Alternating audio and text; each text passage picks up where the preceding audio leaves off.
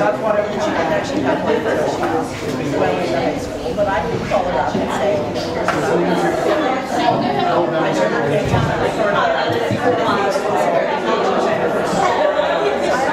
hello and welcome to Litcrawl 2015 here at City Art Gallery. My name is Tony. I'm one of the artists. I've been here since 2009. City Art Gallery has been here since 1998. We're a cooperative of over 200 artists, so we're a mainstay in the art community. We support local Bay Area artists. We have about anywhere between 200 and up artists per year, and we have exhibits that switch out every month and an opening reception. Tonight we welcome back Alabama Street Writers Group, and we hope you enjoy the show.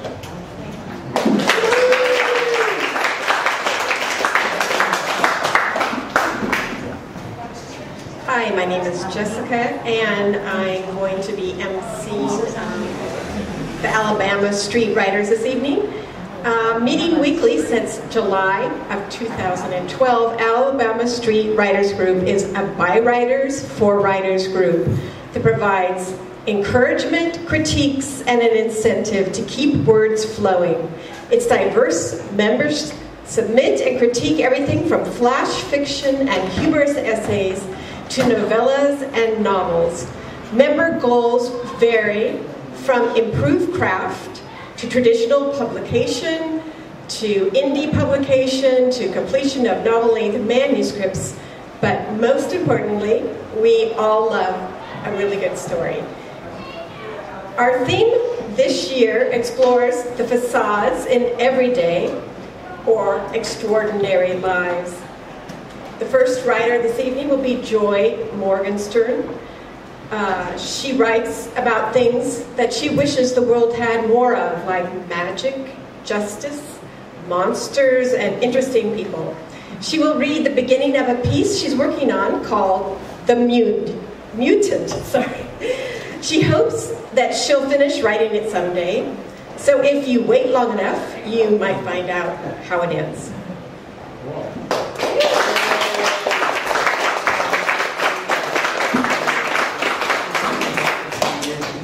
Jessica.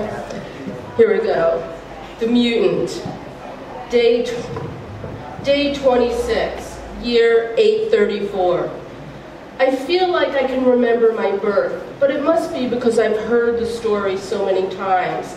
It's been the subject of countless news reports, research studies, and investigations. And then, of course, I've heard bits and pieces from my mother, although she doesn't like to talk about it, and from both the doctor and several of her assistants who still keep a close watch on my health. It was early in the year, day 7, so spring was just beginning. There were buds on the trees, my mother remembers, and the air was distinctly warmer than it had been. My mother told me that the spring air and birds and flowers felt like a good sign that the birth would go smoothly. And it did, except of course for that one terrible twist. When she got to the hospital, she was almost fully dilated, but not in too much pain. The contractions were bearable, she recounts, and she never asked for any painkillers. Everyone was there. My father, the doctor, the midwife, the reader, the assistants. There was music playing and food and comfortable chairs. My father was nervous, she said, but held her hand all throughout. Everything was going well that 7th day of the 819th year of the new era. I was born, weighed, examined, cleaned off, admired, and then handed over to the reader for the telling. The reader cupped her hands over my ears, as is traditional, then made her pronouncement. Some of the news reports said that a look of sadness came over the reader's face, but my mother says that isn't so. And of course she must be right, because it isn't like there were actually any reporters in the room. Day 17, the reader announced, year 819. Then, of course, everyone did look sad and shocked. What a terrible thing to hear, that your new baby would live only 10 days. My father apparently couldn't handle this at all. When he heard the reader's announcement of my death day, he He got up and walked out of the room and never came back. Several years later, he contacted my mother, but by then she wanted nothing to do with him. As far as she was concerned, he had deserted her in her time of need, and she wasn't ever going to forget or forgive. 10 days later, the whole family dutifully assembled for my leaving. My mother's parents, siblings, spouses, everyone, even my father's parents, shameful and apologetic about their son's behavior.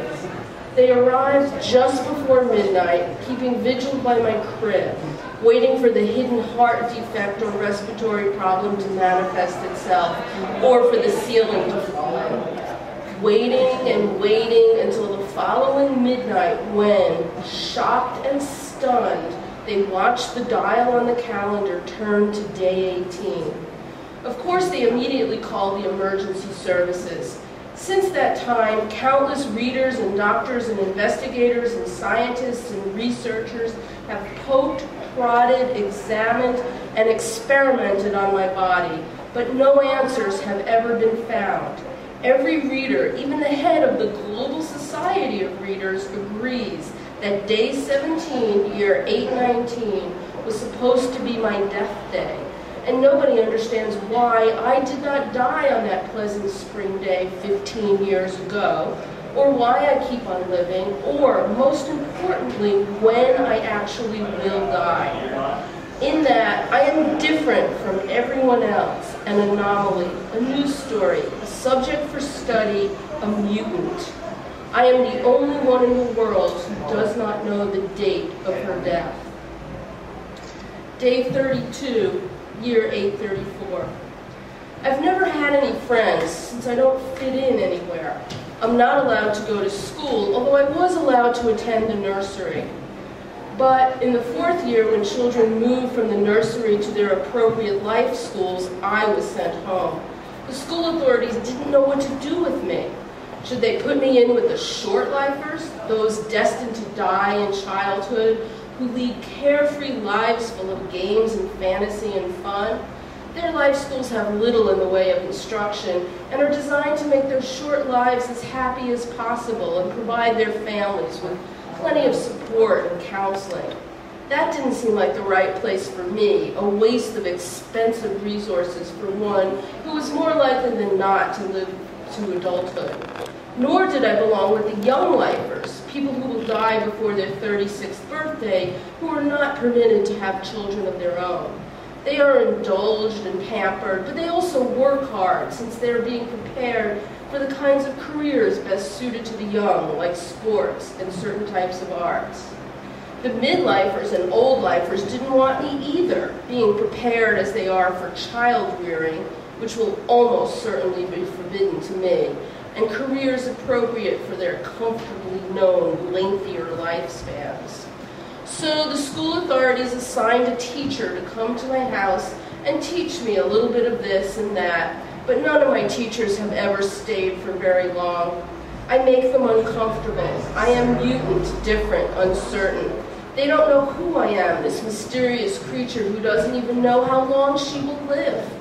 I make them nervous, and they are not used to anxiety or worry. Not like me. I always have to worry that I could die any day without preparation, without saying my farewells, without a proper leaving.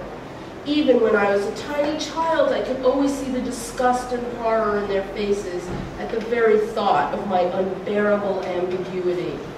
I should be fair, though. Many of my teachers bravely tried to repress their feelings and treat me like any other child. The problem is, I'm not like any other child, so even the best of them couldn't figure out how to behave toward me. Teachers by law are all midlifers, but they can't bring themselves to treat me as an equal, or to treat me with the kind of respect and dignity they would an old lifer, someone who will live past age 75, who is expected to acquire wisdom, exhibit leadership, and carry on society's most precious traditions. But they don't feel comfortable indulging me as they would if I were a short lifer or a young lifer.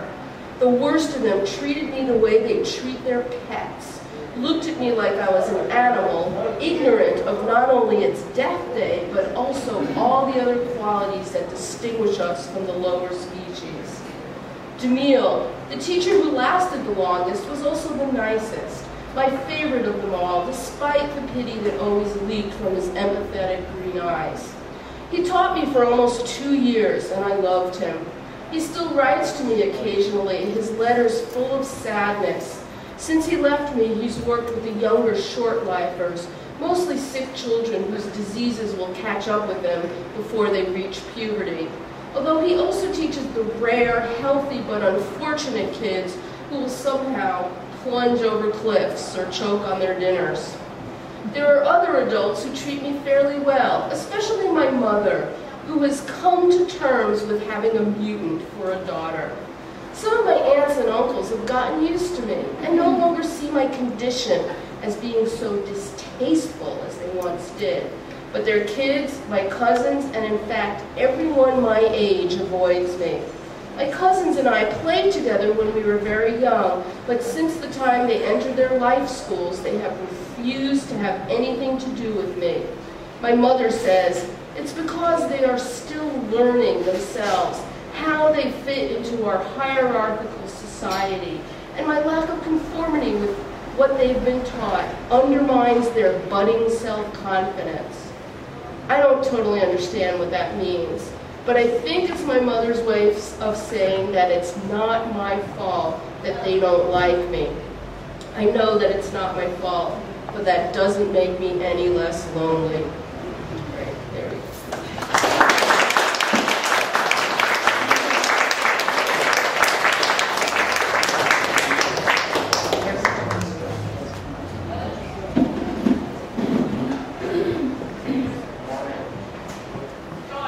Next will be Peter Delacorte, who is the author of Games of Chance, Levantine, and Time on My Hands. He resides in San Francisco with his wife, 2 strange cats, and a well-adjusted dog. He will read an excerpt from his dog. Sorry.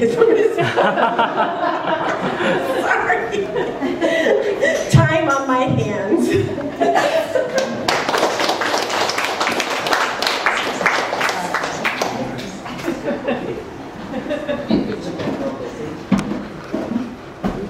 Thank you, Jessica. I was going to bring the dog, but it's written in Aramaic on her, and I don't read that. So. I'm going to read from my book, Time on My Hands, which is the story of a man who's recruited to travel into the past and prevent Ronald Reagan from becoming president. The scene you're about to hear is between the protagonist of the book, a travel writer named Gabriel Prince, and Jasper Hudnut, a 72-year-old physicist who's just discovered a time machine in the bowels of the Paris Museum. Gabriel at this point knows nothing about the machine or what Hudnut's plan is. For those of you who don't follow classical music, it's important to know that Arturo Toscanini, who will figure in this passage, was probably the world's best-known orchestral conductor from the 1930s to the 1960s.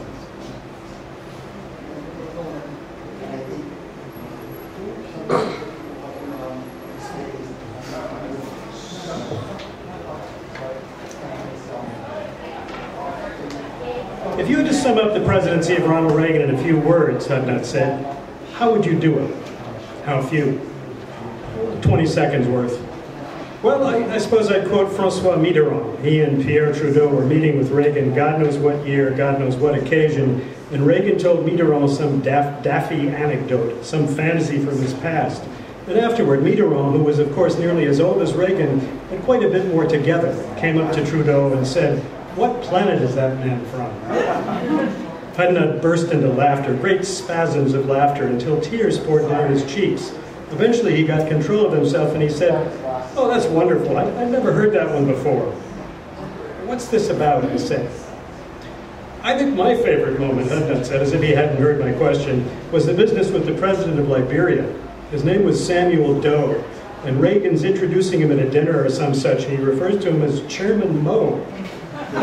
It's such an extraordinary, profound moment because it brings so many things into play. I mean, here's Reagan with his kind of African leader, a dictator who's killing people left and right, and the only reason we love him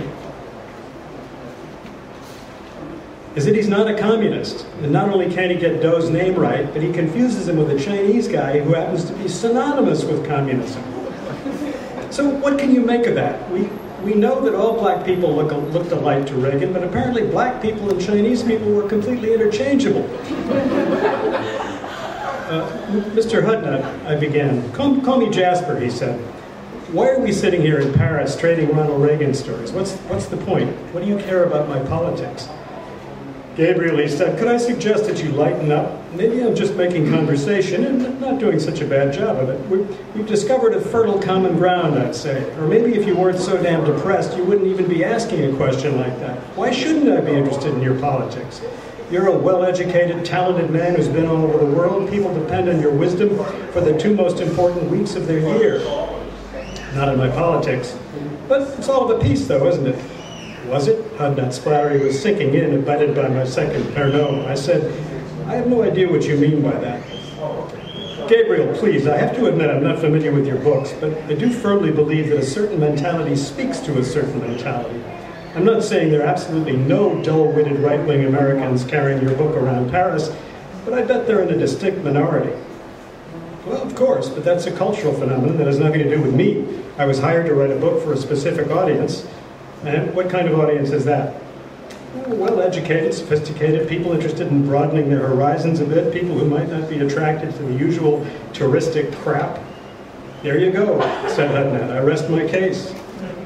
I was not altogether sure what he was talking about. There didn't seem to be a great deal of logic involved, but for the moment it didn't matter. The old man's rather odd charm was doing its job. I was aware that he was working on me, trying to elevate me from my funk, and I didn't care. I think it's truly propitious we met today, he said. It's the sort of thing that almost makes one believe in a higher force. You're getting a little carried away, aren't you? Not at all. I'm thinking how marvelous it is that I found myself a travel expert who seems to be footloose and fancy-free. Footloose, perhaps, I replied, but I'm not so sure about fancy-free. And why is it so marvelous that you found a travel expert in the first place? You know, now that you mention it, I've always wondered about that. Wouldn't fancy-free mean lacking fancy, devoid of fancy? Wouldn't fancy-free tend to be the exact opposite of footloose? Well, yeah, except I don't think it means one is free of fancies. It's the other way around, isn't it? Fancy modifies free, so it's a way of saying one is particularly free. But that would hardly be you, Hudnut said. At this very moment, you're undoubtedly footloose, but you're utterly without fancy. Am I correct? Well, yeah, I guess, or close to it. But please tell me why it's so important that you found me. Hudnut raised both hands, urging patience on my part. Let me provide you with a fancy. Does the name Arturo Toscanini mean anything to you? Of course. One of the great virtuoso conductors, led every famous orchestra at one point or another. Excellent, Hudnut said. Now, did you know that when he was quite young, Toscanini killed a man in Italy? I didn't know that, I said, and I don't believe it's true. I know a fair amount about Toscanini, and I suspect that you've been misinformed. It was a crime of passion, Hudnut said. There was a scandal. Toscanini was put on trial for murder. I interrupted. Where was this? Parma, of course. I knew that Parma was Toscanini's birthplace. Hudnut resumed. He was put on trial, he was found guilty, he was sentenced to death. This is nonsense, I said. It happens that the means of execution in Italy was a very primitive form of electrocution. Please, I said, this would have been sometime in the 1880s. Hudnut brushed aside my objection without losing his rhythm. A very primitive form of electrocution. They'd lay you down in a shallow bed of water with electrodes attached to you and pull the lever. When it worked, when it went smoothly, it was very humane, very efficient. You got sizzled right up. But this was Italy, of course, so the technology was a lot more ambitious than it was competent. They put Toscanini in this contraption, pulled the switch, and nothing happened. They tried it again, and they singed his eyebrows a little. They sent him back to his cell, gave him a meal, zapped him again a few hours later, no luck. Finally, they just let him go. Word had got around, of course, so Toscanini was besieged by the press when he got out, and everyone was asking him what happened. How had he survived several thousand volts surging through his body? And Toscanini said, well, I guess I must not be a very good conductor. That's awful, I said, that's terrible. Hudnut grinned at me, but a fancy nevertheless.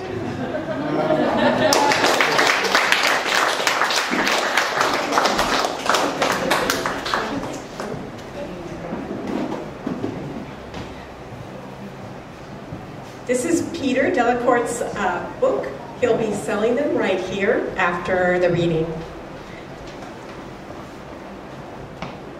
Next on is Jennifer Ng, a design strategist by day, a writer by night, and an ice cream lover anytime. Jennifer is writing a book about her global journey about ice cream and a novel based on her grandfather's life. She also writes about San Francisco, technology, and alternate worlds. Jennifer will read How to Be a Good Father.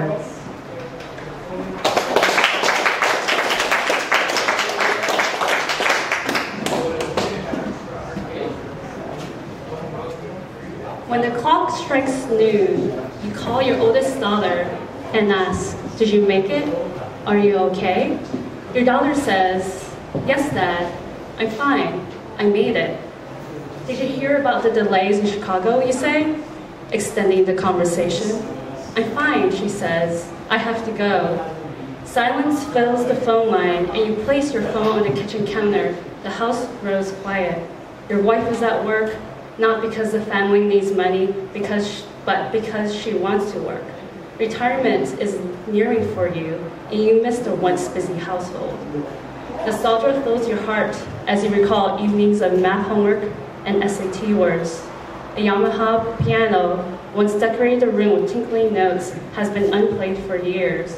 Your children are in their early 30s, living lives in big cities. Your mind starts to wander, your hands become restless. A faint childhood memory twists through your stomach, the circles to the tip of your head. Your father's ashes fill an urn buried 15 miles from your home. It lies above your mother's coffin. At the burial ceremony, your wife taps a button on her iPad, and America the Beautiful pours into the air. She says out loud, "I'm sorry that I didn't try harder." Maintaining Chinese tradition, each individual bows 3 times before the urn and finishes with a mumble of appreciation. As the oldest, you go last. Your mother's repeated comment echoes in your mind, "Your father betrayed me." Watching others bow, you breathe deeply and smell the fresh cut grass. In this moment, you do not remember how your father cared for your mother every day as her health declined 20 years ago. Nor do you remember how your father carried the family into darkness as a Cultural Revolution raged, sneaking across the borders from China to Hong Kong. Nor do you remember the money he sent for your college tuition in the United States. Instead, your mind is empty of thoughts. You study how the gravestone catches the sun, filling the grooves of your mother's name. First, her English name, anglicized by American-born immigration officer, and underneath that, her original Chinese name. If nobody were around, you would trace the ornate characters with your fingers, sliding through the lines like a calligraphy brush. Upward stroke, downward stroke, deliberate, soft. Someone taps you on the shoulder, yanking you back to the present. It is your turn now, and you shuffle forward. Memories return. As you take a bow, the trees in the lawn move with you. It's December in California, and a breeze flutters flowers resting among the gravestones. Your bows are slow and steady, as you were holding something precious on your head. Your gut clenches as you remember when you saw your father in your mid-20s after his long absence. You had not seen him since you were 6 when he left for Peru for his family business. You marvel how he looked like an older version of your mirror's reflection, but then you grimace when you recall a memory of your mother burning his travel papers, preventing him from leaving her side again. You rise, and on the second bow, you notice the stillness and the calmness that arrives in your body because you realize that frantic drives to the hospital is no longer necessary. Doctors won't need to advise you in hasty English about your father's condition. They don't then need to turn to your father and explain in Spanish about his prognosis. On the third bow, you remember a framed black and white photo of a family against a suburban background. This is Peru in the 60s. Your father loved taking photos to capture memories. In the photo, you only recognize your father standing against a white Cadillac Eldorado. 2 teenagers and an old woman in the photo are strangers. He married her while you, your siblings, and your mother were in Hong Kong. When Maria showed up after your mother's death, your siblings stopped visiting the Bay Area from the Midwest. Maria lived for 10 more years. Your father often said that was the best time of his life. The battles are over. Emotions drain from your body, and you feel like the cold gravestones. Glancing at a few family members present, you feel self-conscious. Your eyes are dry. A moment passes. Staring at the urn, you stutter, "I love you." American words adopted from Hollywood films that you devour as a teenager in Hong Kong. You never heard those words in family. At night, you whispered the 3 words to yourself until you could say it perfectly in English. You are the favorite son, born minutes after your twin brother. Your mother said that you were the big one in the womb and pushed your brother out because you wanted your space. In school, you excelled and rose to the top of your class as your brother came in 5th. Friends admire your easygoing nature, and your charm attracted your sister's classmates to be your wife. Your parents, when they immigrated to the United States, chose to live near you rather than endure the harsh Midwest winters where some siblings settled. The burial ceremony is over. A cemetery groundsman steps forward with a shovel in hand. The urn lowers into the gravesite and disappears underneath the dirt. You walk along the thin border between the gravestones and return to the car. Your parents' gravestones will not be re-engraved. Instead, your father's name, his birth year and death year will awkwardly circle the ornate Chinese characters of your mother's name on the rosy granite. He is now with your mother now, your father's first wife. You take a day off of work. You spend hours Googling father's love, absent father, and fatherhood. The results are unsatisfying. Images of men playing catch and drinking beer on the couch does not match your expectations. Colleagues send you flowers. Neighbors offer comfort, hugs, and home-cooked food. Nodding, you say apologetically, he was 97 years old. You think all of this as your oldest daughter ends the call. Sorrow creeps into your veins and your limbs feel heavy. You pick up your phone again. You call your youngest daughter who has moved with a white boy. You didn't like it, but you force yourself to accept it. They should do whatever they want to do. On the phone, you ask about your daughter's life. Her words are inviting, freer than that of her sisters. She tells you, guess what? I'm going to Cancun next week. She chatters about zip lines, historical monuments, and a bachelorette party. Her energy empties your energy. You hang up and stare at the photos of your daughters as children. They're in the park holding a snow cone and smiling at the camera. Their cheeks are pressed together, mimicking cheek to cheek the famous Fred Astaire's love ballad that you played. In another photo, your daughter wears Halloween costumes. The older one wears a plastic strawberry shortcake mask, and the young one grins as sparkling angel wings shine behind her. And then another 2 children run through a pumpkin patch in matching purple Velcro shoes. You remember the squeals of delight. The frames have not changed for 23 years when you move into a 4-bedroom house with 3 baths and a 3-car garage full of bowls, silverware, and appliances from your parents' house. You walk upstairs and pause at your children's rooms. The rooms remain the same from the moment they departed for college. Bookcases and desks peek from underneath the books, papers, and tchotchkes. Splashes and laughter from the neighboring community pool punctuate the air. You continue walking to your room. It's dark there. You sit on your bed and feel your body sink to the mattress. Taking a deep breath, you remember your father, your sisters, your twin brother, and your mother. Now you remind yourself, I am a good father.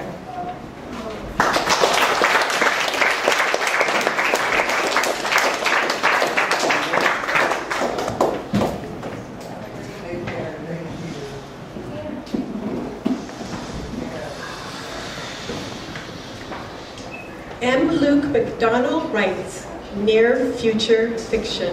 The story she is reading today, See You Later, appears in the current issue of the Scottish science fiction magazine Shoreline of Infinity.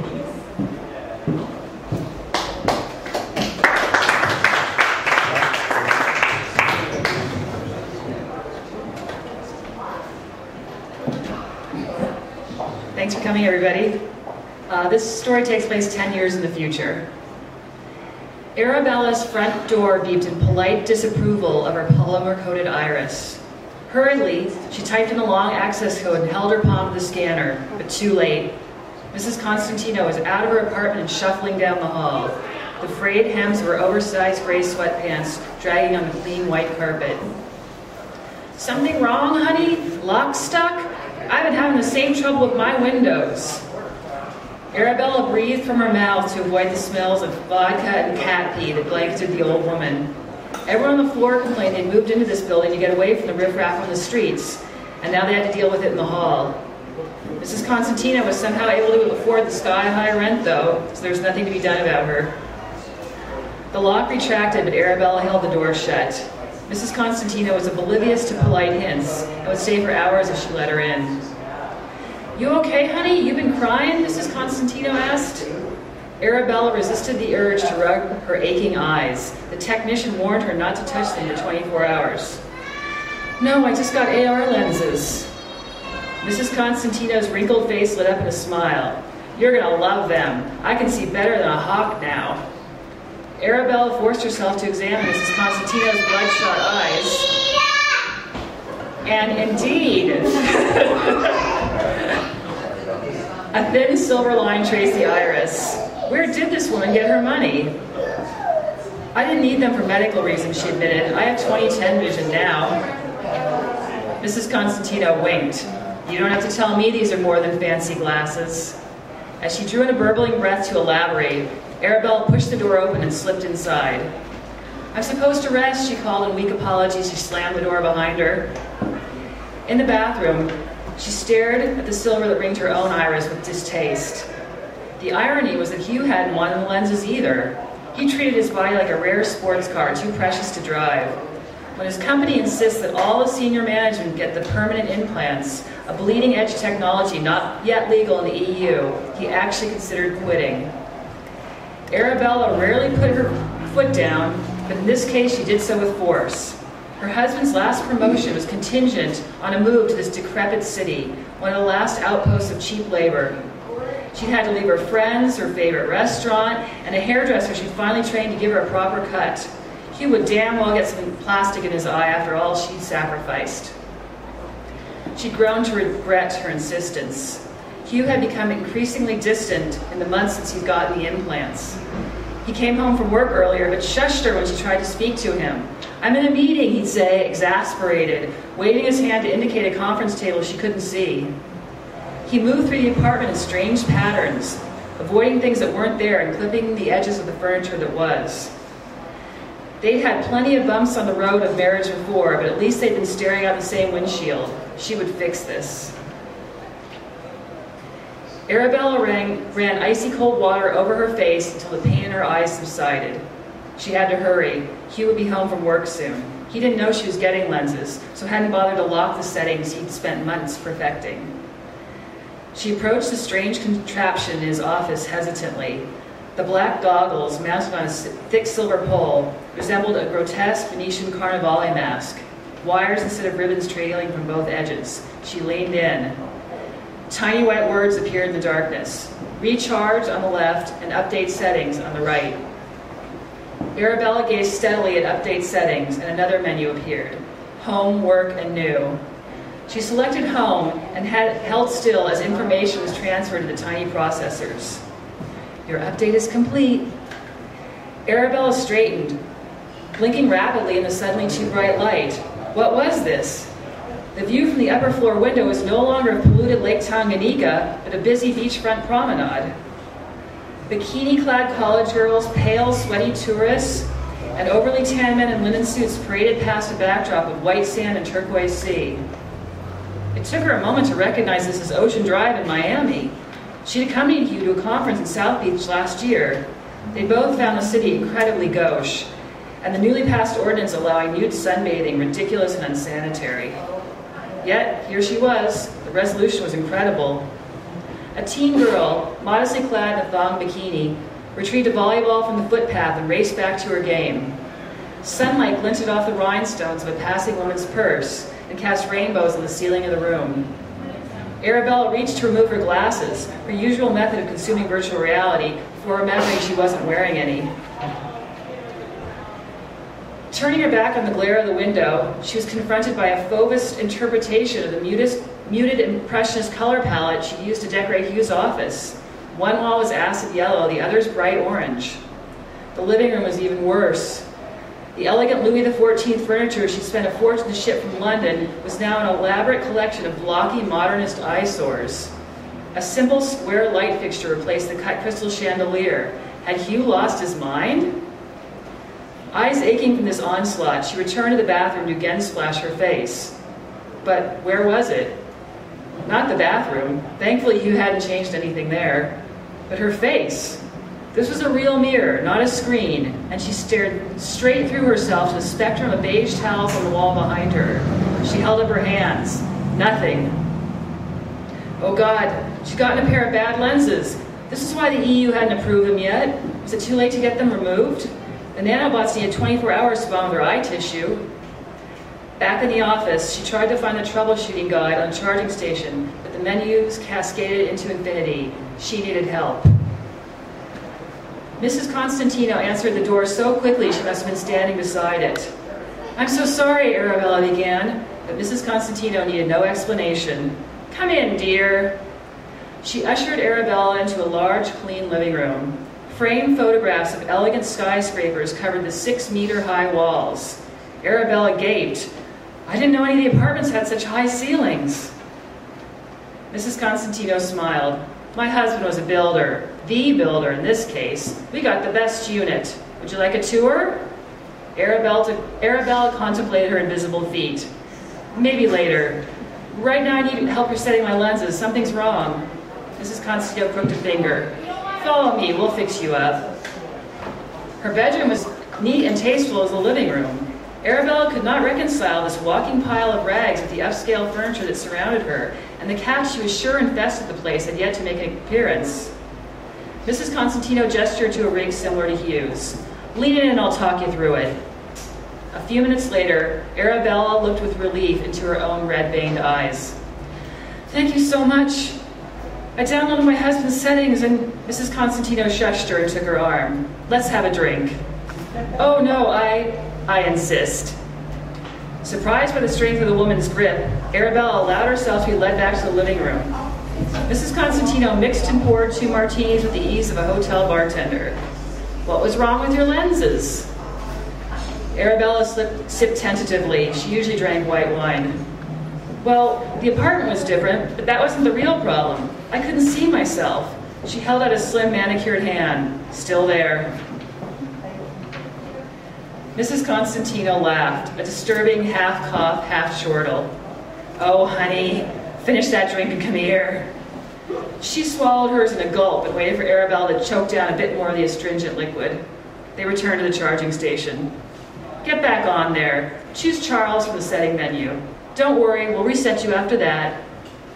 Arabella did, hesitantly. Once her lenses were updated, she stepped back and faced a beautiful, live, 20-year-old woman with waist-length black hair. The woman gazed at her with bewitching, long-lashed eyes. Smiling coquettishly, she turned slowly, showing off a figure that Arabella failed to attain despite hours a day at the gym. Your lenses aren't broken, honey, the beautiful woman proclaimed in an incongruously weary, feathery voice. Your husband hasn't decided what you look like yet. Arabella recalled the Miami Beach scene, the garish colors in Hugh's office, the altered furniture in the living room, and her own invisibility. Unfortunately, she replied, I'm afraid he has.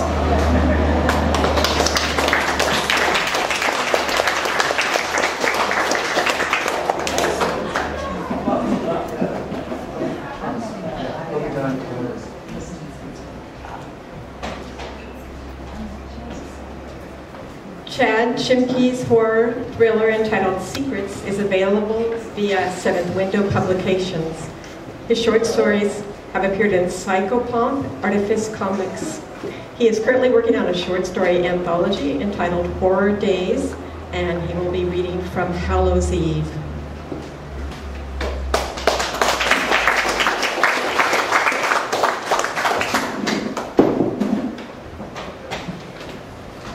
A stranger pressed himself against the window and looked inside.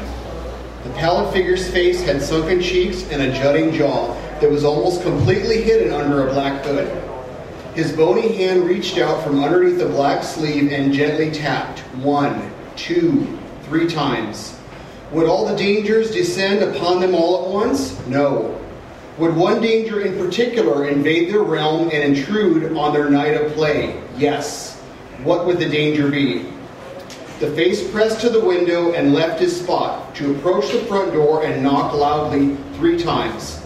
Knock, knock, knock. The kids enacted the skit, fashioning a rough edit by pressing the record and stop button intermittently. This went on for hours. When they played it back, the result was fantastic. Lauren, the babysitter, looked at the clock that sat on the mantle. I didn't realize it was that late. It's after 11, way past your bedtimes. Benjamin held the script open to the last page. But we have to finish the last scene tonight. Rewind the counter so we can watch. Lauren pressed the rewind button until the flashing LED screen read 000. Then she pressed play. A swarm of dots connected into a burst of static which dissipated in wavy lines. Eventually it resolved to show the witch, fairy, and skeleton with the haunted house in the background. What's that? Jackson pointed to a shadowy image on the television screen. The shape darkened and continued to amass in size while becoming denser. Is something wrong with this thing? Lauren looked at the camera and followed the coaxial cable to the back of the television. That's impossible. Lauren's voice trailed off as she was interrupted by an unexpected noise. Knock, knock, knock. We're all here, nobody else is home. Who is that? Benjamin asked. Lauren decided to answer the door. You guys stay here and wait until I've checked it out. Who's there? She yelled, but there was no response. Knock, knock, knock. Then horrified as the doorknob turned and the door opened. She hadn't opened the door, it had opened by itself. An obscure mass advanced and a human-like figure materialized from the gloom. With each menacing step, a man's shape, shrouded by a billowing black hooded robe, became more evident. Lauren said, "Run, hide!" The kids didn't move. "Now!" she shouted. It was only when the kids saw the black figure that they shrieked in unison, "No!" Benjamin cried quietly. Jackson, Janie, and Richie huddled around the television. Lauren yelled at them again, "Get out of here!" But by that time, the specter, who was 6.5 feet tall, had stretched out its arms and blocked the exit path. It held a sickle with a long handle and curved blade at the tip for reaping. A long robe flowed around him with a fluid, eerie effect. The long sleeves and voluminous folds of fabric of the hood concealed his hands and face. Lauren was afraid, yet she managed to eke out an audible whisper. "Who are you?" The figure swatted away the hood, which cascaded down his neck, then stretched out a bony hand. He didn't speak. He just pointed, and for several palpable minutes, the children stared at him. He continued to point at Lauren. She felt a yank on her body. With the force of magnetism or gravity, she found herself being pulled towards him, walking in halting, shuffling footsteps. "No!" Richie screamed. "Why are you going with him?" "I don't know. I can't stop myself." Lauren was sinking deeper into the folds of black fabric. Don't fight it, she thought. Just go along with him, and then he'll leave them alone. It's me he wants. Outside Benjamin's house, the autumn night was dark and quiet. There was no movement on a still Halloween. "Where are you taking me?" Lauren asked the question, not expecting to receive a reply. Behind her, she heard a noise. She craned her neck backward to see that Benjamin's house was on fire. "No, did you do that?" The white face was not responsive. Orange flames licked walls and eaves. A fireball shot through the building and the roof collapsed. She recoiled in fear, and then the illusion was gone as quickly as it had started. Instantaneously, the scene was returned to a dark house on a still night. It had appeared and disappeared as if a light switch had been flicked on and off. She rubbed her eyes because there the house was, quiet, dark, and most definitely not on fire. "This isn't real, is it?" Lauren asked. The rope figure, who was still mute. Oddly, it was so quiet she couldn't hear anything at all. No insects, barking dogs, traffic noise, or anything else for that matter. They had barely moved and were now facing Benjamin's next-door neighbor's house, where she'd been given candy at the beginning of the evening. The silent figure stuck out his bony finger and pointed at the side wall. The exterior wall of the house was transformed to clear glass with one simple gesture. A burst of static shot across the enormous television screen, and then there was a flurry of motion and hectic activity. It took her a few minutes for Lauren to realize she was seeing events unfold in reverse, like the video cassette playing in rewind mode. On the giant TV screen, she saw the fat man in tight pajamas and the matronly woman moving backwards at a high rate of speed. The room grew light and dark in successive flashes as time moved backwards. After a moment, the fast blur stopped and real time was restored. Lauren assumed she was watching something that happened several days ago. The creepy man answered the door. A girl walked into his living room. He kissed her hard, and when she tried to fight him off, he overpowered her. As soon as the movie started, the scene went dark. Suddenly, she found her body being turned around to face Benjamin's house. The image displayed was the kitchen where she'd been earlier that evening. The room was illuminated by arcs of sparks, electrical energy that coursed through the walls along power lines. She could see and hear the moving current. Each of the children reached into the hot dog cooker, and one by one were electrocuted. Then Lauren found herself walking behind the figure in the dark robe. She knew he had more to show her. They stopped at the foot of the hill, with the winding road that careened down from a great height. Standing on the shoulder, she saw tiny pinpoints of headlights emerge from the black night, growing darker, racing towards her. The car hitched wildly, then swerved and crashed into the embankment. Lauren knew she'd been brought here for a reason, but she felt confident she'd never be allowed to go home. "You're not going to talk to me, are you?" Lauren looked into his face, but it registered nothing.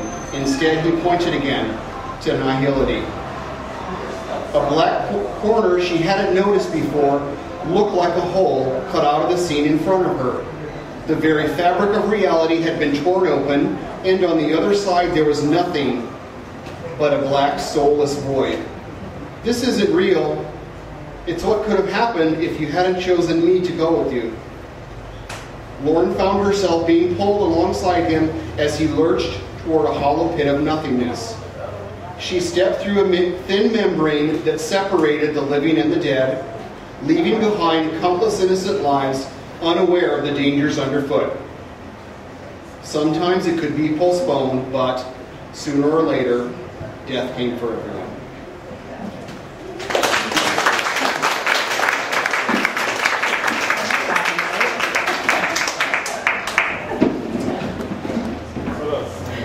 That's it for our group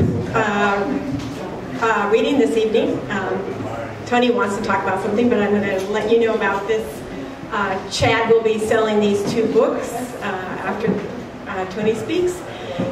Same place that Peter will be selling his. And also we have some food in the back for reception, so please join us.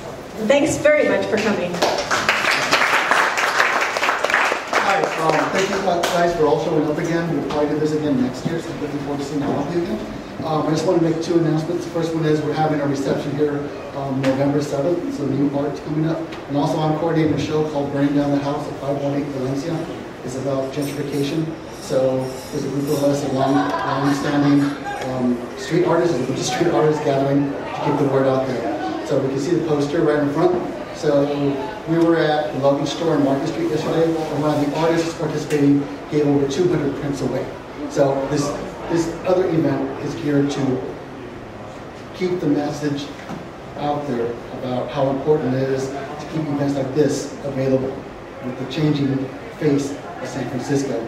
So that's our goal, to keep, we survive because we provide a unique voice in the community. There's no other voice like city art, where you can see local, fresh, accessible art, dollars, not thousands of dollars. We have a price point to meet everyone's need because we feel that art shouldn't be only for the rich or the elite. We provide art to anyone who wants it. So, and we're also a venue to other groups. So if you have a group that wants to do a presentation here, contact us and we'll work it out somehow. Thank you. Thank you.